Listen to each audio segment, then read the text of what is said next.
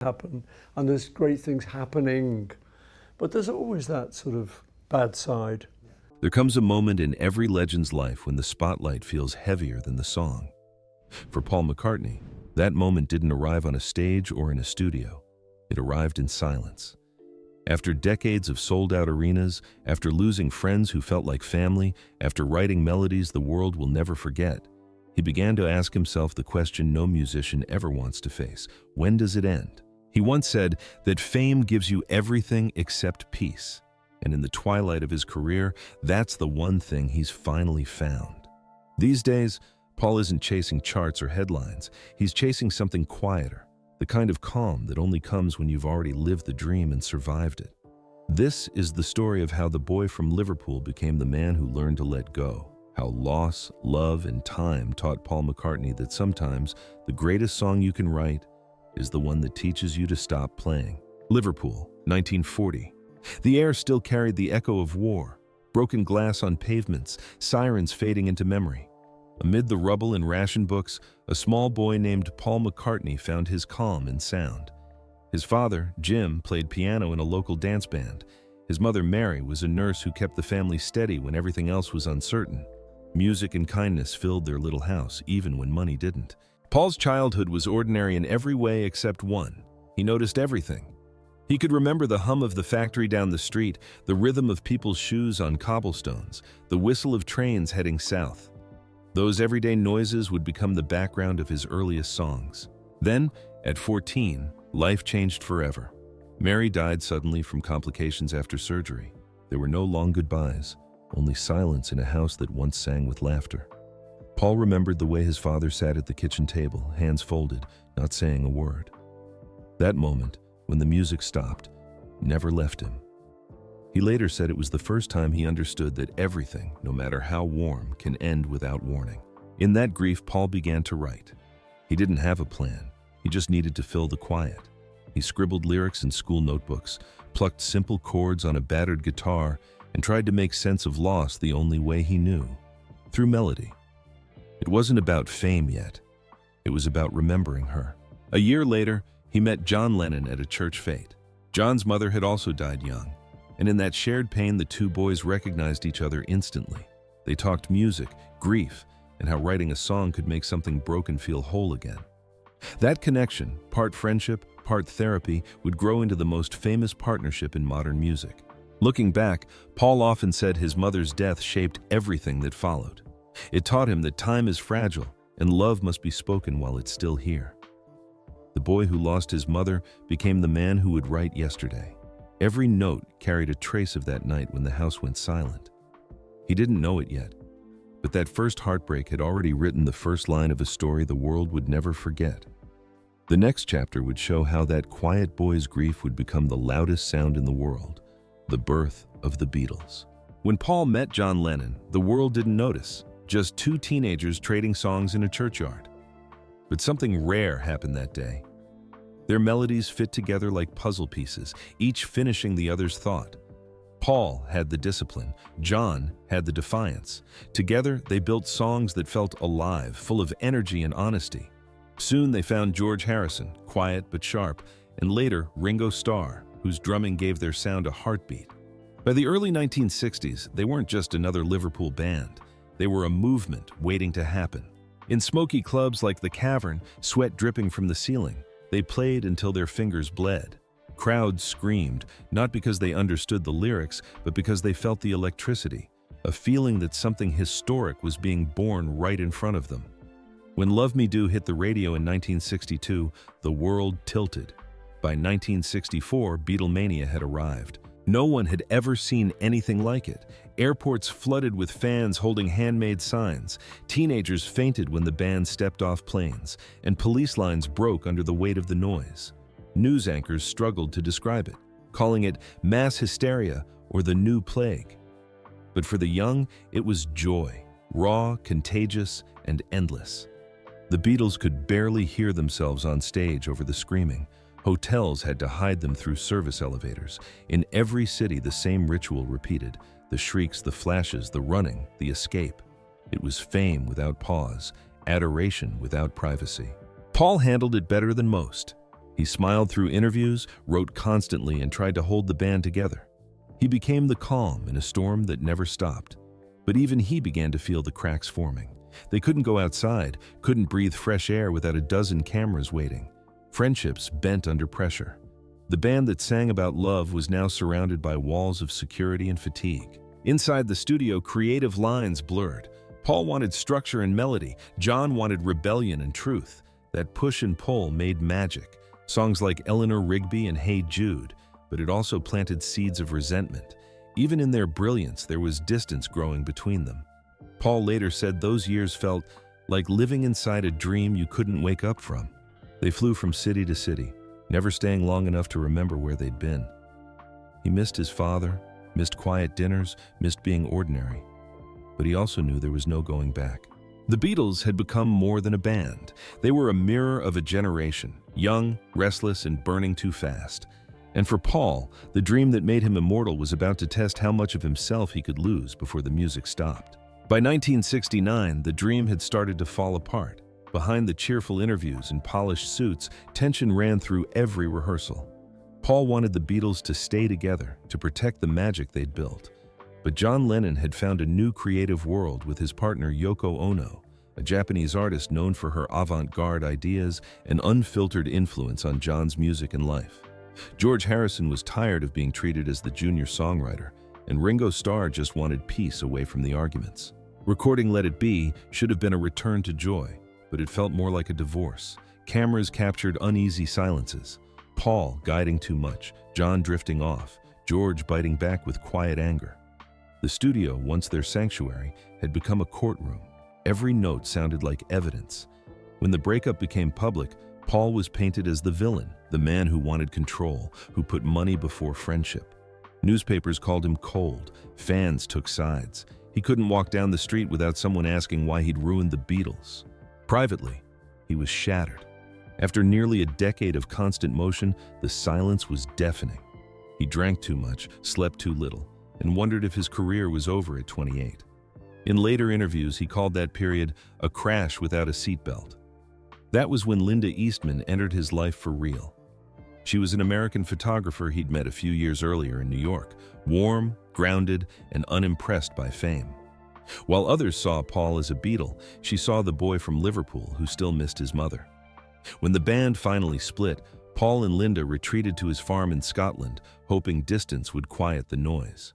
The farm was cold and muddy, miles from the bright lights of London. Paul spent mornings feeding animals, fixing fences, and learning to be ordinary again. He said the rain helped him think. Linda cooked, took photos, and kept him writing when he wanted to give up. The man who once played for crowds of 50,000 was now alone with a 4-track recorder and his thoughts. From that silence came something new. He wrote, "Maybe I'm Amazed" for Linda, a simple love song about being saved by someone else's patience. He recorded the album McCartney himself in their kitchen, drums and all, without producers or plans. It was raw and imperfect, but real.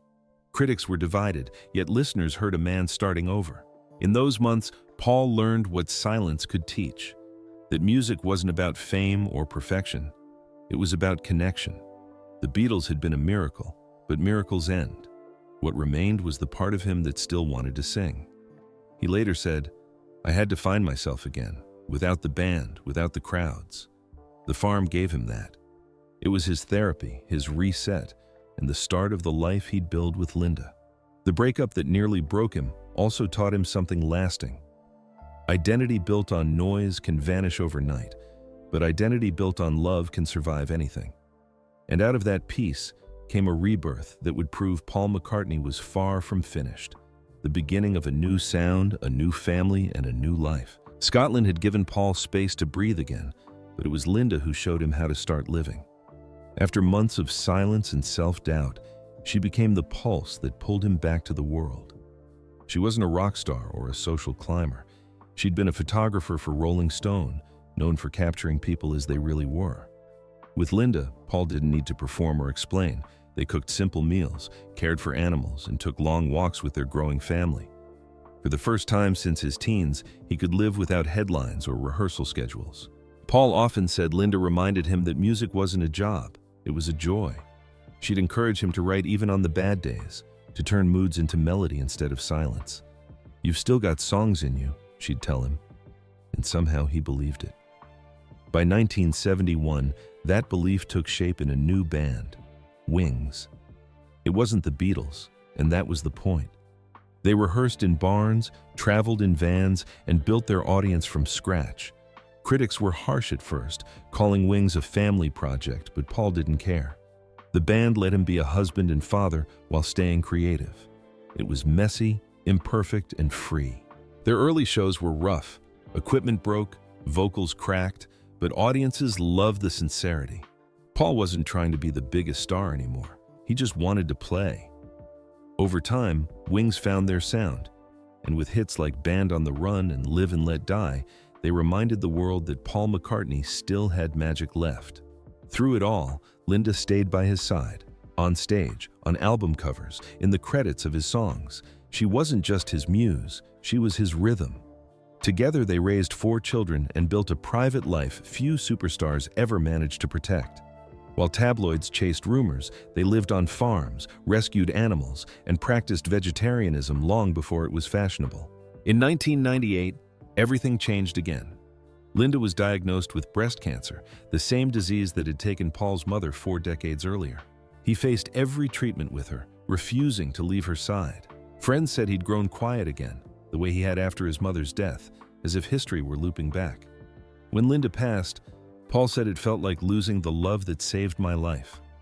The grief was overwhelming, but this time he knew how to survive it. He poured himself into music and memory, performing songs they'd written together as a way to keep her near. That loss closed a circle. The boy who'd once lost his mother to illness had lost his wife to the same fate. But where the younger Paul had turned to despair, the older one turned to gratitude. Linda had shown him that love could be both anchor and art. He once said, "Every song I write is a memory of her." Loss had followed Paul like a shadow, each time carving something different into him. Long before Linda's passing, he'd already learned what it meant to lose a part of himself. In the late 1970s, his world looked complete.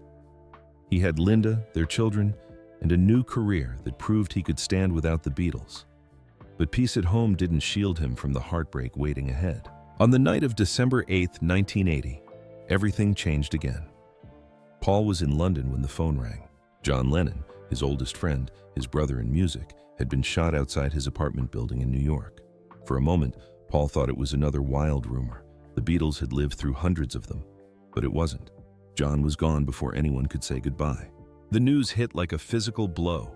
The man who'd shared his first songs, who'd finished his sentences, who'd fought with him like only family can, was suddenly a headline. Paul later admitted he didn't know how to react. The world wanted statements, interviews, tears on camera. He couldn't give them that. Instead, he sat in silence, strumming the same chord again and again, trying to make sense of a loss too big for words. Reporters called him cold when he told them he was shocked. What they didn't see was the private grief, the guilt, the unfinished conversations, the years of distance that now could never be repaired. Paul once said that when he heard the news, the first thing he thought was, "I just loved him." That simplicity says everything. John's death changed Paul's music. The playfulness softened. His lyrics grew slower, sadder, more introspective. Songs like Here Today were apologies wrapped in melody, letters to a friend who could no longer answer. He sang them for decades afterward, eyes closed, as if the stage itself were a memorial. Then, in 2001, the circle tightened again.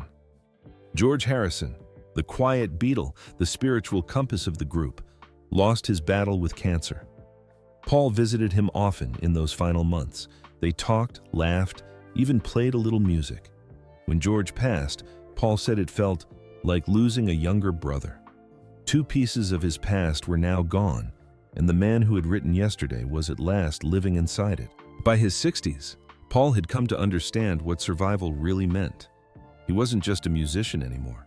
He was the keeper of the Beatles' legacy, the one who carried their songs forward when the others no longer could. Every concert became part celebration, part eulogy. On stage, he'd glance across the spotlight, half expecting to see them there. The harmonies were thinner now, but the spirit was still alive, because he kept singing. Grief never left him, but it changed shape. It became gratitude. He started talking more openly about what those friendships meant, how their differences had fueled greatness, how their fights had built songs that outlived them all. "I feel lucky," he once said. "I got to know those guys. I got to make music with them." Carrying that history wasn't a burden anymore. It was a purpose. Every note he played was a promise that the story wouldn't end with him. And as the years pressed on, that promise would lead Paul into a quieter truth, accepting the limits of time while still finding meaning in every note he played. Every concert feels a bit like a farewell tour, but he doesn't mind. At 80 plus, Paul McCartney still walks on stage with that same crooked grin he wore in the Cavern Club, though now the lights feel brighter and the steps to the mic take a second longer. He calls his aging voice a friendly ghost, something that visits him each night and reminds him how far he's come. He's learned to treat that ghost kindly. Instead of chasing the perfect note, he lets imperfection do the talking. When he forgets a lyric, he laughs. When his voice cracks, the audience carries it for him. The connection matters more than control. It always has. But now he finally lets himself believe it. Before each show, he still tunes his own bass, still paces the dressing room to shake off nerves. He said that the stage fright never really disappears. It just changes shape. "It keeps you honest," he told a reporter. "It means you still care." And when the curtain lifts, that first roar of the crowd still stuns him. The same faces that once screamed in stadiums now smile through gray hair and reading glasses. They grew old together, singer and audience, and somehow that feels comforting. In interviews, he speaks with a gentle honesty about age, the stiffness in his fingers, the fading high notes, the strange relief of not needing to be invincible anymore. "I used to want to prove something," he said. "Now, I just want to enjoy it." There's no denial, no nostalgia, just a man grateful that the music still arrives when he asks for it. Each tour has its quiet rituals. He visits the empty arena hours before the show, stands in the middle, and listens to the silence. "It's my prayer," he once joked. By the time the crowd fills the seats, he's already made peace with whatever the night brings. To him, every tour is a hello dressed as a goodbye. He'll step to the mic, close his eyes, and feel the ghosts of every song he's ever sung. John's harmony behind him, George's guitar somewhere in the air, Linda's laughter in the dark. They're all there in the echoes. Maybe that's what keeps him going. Every performance is both a memory and a farewell. He said that he'll keep performing until people stop coming. But anyone watching knows it isn't about the applause anymore. It's about gratitude. One last thank you to the audience, to the music, to the life that gave him both. After a lifetime of noise, he's finally learned to love the quiet it leaves behind. And that peace, fragile, hard-won, and honest, is what carries him into the final chapter. When Paul smiles now, it's not performance. It's peace. Most days he stays far from London, dividing time between his Sussex farmhouse and his small studio by the sea. The air smells of grass and salt. There's a piano by the window and paintings drying in the corner. He writes when he feels like it, paints when words don't come, and walks his land at sunset to listen to the wind. Family fills the quiet in a way fame never could. His children visit often. The grandchildren run through the halls without realizing that the man pouring them orange juice once rewrote pop music. To them, he's just granddad, the one who hums at breakfast and insists on feeding the chickens himself. He's spoken often about where faith fits into his life now. It isn't church pews or doctrines, it's the small, sacred moments. A shared meal, a perfect chord, the way light falls across a painting he's just finished. Meditation and vegetarianism have been his constants for decades. It keeps you light, he says, keeps you grateful. He's still curious, still restless in small ways. He'll pick up an old guitar and try new tunings, or jot down lyrics that may never become songs. When asked why, he said, "Because creation's the fun part. The rest is just noise." Even his activism has quieted into something steady, supporting animal welfare, reforestation, music education, the kind of work that doesn't make headlines but leaves traces where it matters. There's no bitterness about the past, only warmth. He visits old studios, runs into younger artists who call him Sir Paul, and always gives them the same advice: write what you feel, not what you think people want. He remembers the freedom of being young and broke and fearless, and he wants them to taste that before fame complicates it. Sometimes he plays Hey Jude or Let It Be in small gatherings, smiling as the room sings louder than he does. "Those songs don't belong to me anymore," he once said. "They belong to everyone who ever needed them." That's his definition of success now, letting go of ownership, letting art live its own life. When asked about death, he shrugs, not in fear, but in calm certainty. "We all go," he said. "I'm just trying to make the most of sticking around." He believes the songs will keep talking when he can't, and that's enough. He once compared life to a record. You don't flip it back to side A, you just let it play out. And for Paul, that side B is gentle, unhurried, and beautifully human. That peace, earned through every loss, every song, every second chance, is why he no longer fears the end. Not out of regret, but because he said everything he needed to, in every note that still lingers.